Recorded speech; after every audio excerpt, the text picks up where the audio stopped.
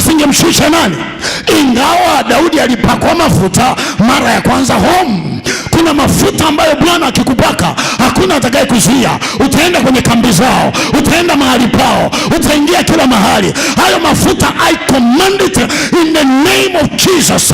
Ninaamuru hayo mafuta Bwana akupake jioni leo. Mafuta ambayo yatakutambulisha mahali, mafuta ambayo yatakuingiza kambini, mafuta ambayo yatatengeneza power yako ya ndani. Sema amen. Hallelujah. Bwana akutie mafuta. Mgeukie jirani yako mwambie kuna mafuta jioni leo. Amina, amina, amina. Akatiwa mafuta, anaenda Eliabu, anajua wewe ni mtu mtukutu, hautaki kutulia nyumbani kuchunga kondoo. Nichunge kondoo wakati upenyo wangu ni huu? Hamna, acha ujinga. Daudi ndio huyo akaachana na Eliabu. Kifuatacho ITV kila mtu anajua. Bwana asifiwe. Bwana Yesu asifiwe. Wakati wamekaa namna hii, sauti ya Daudi ikasikika.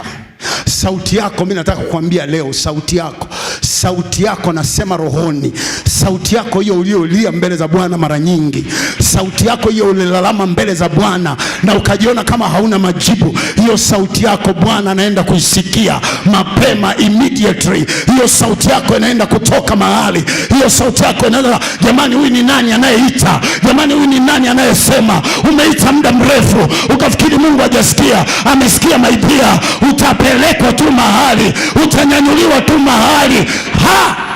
Hallelujah.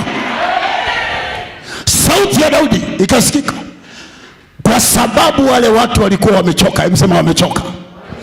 Naongea na mtu mmoja ambaye anaenda kukomboa familia yake, ukoo wake, ndugu zake. Amekaa hapa jioni ya leo, naiona sura yako. Kwa kupitia wewe watajenga, kwa kupitia wewe wataendesha magari makubwa, kwa kupitia wewe watafanya biashara, kwa kupitia wewe watu watainuka, kwa kupitia wewe watasoma. Hata kama hawajawahi kusoma watasoma, kwa kupitia wewe wataenda mbali. Sema na iwe hivyo.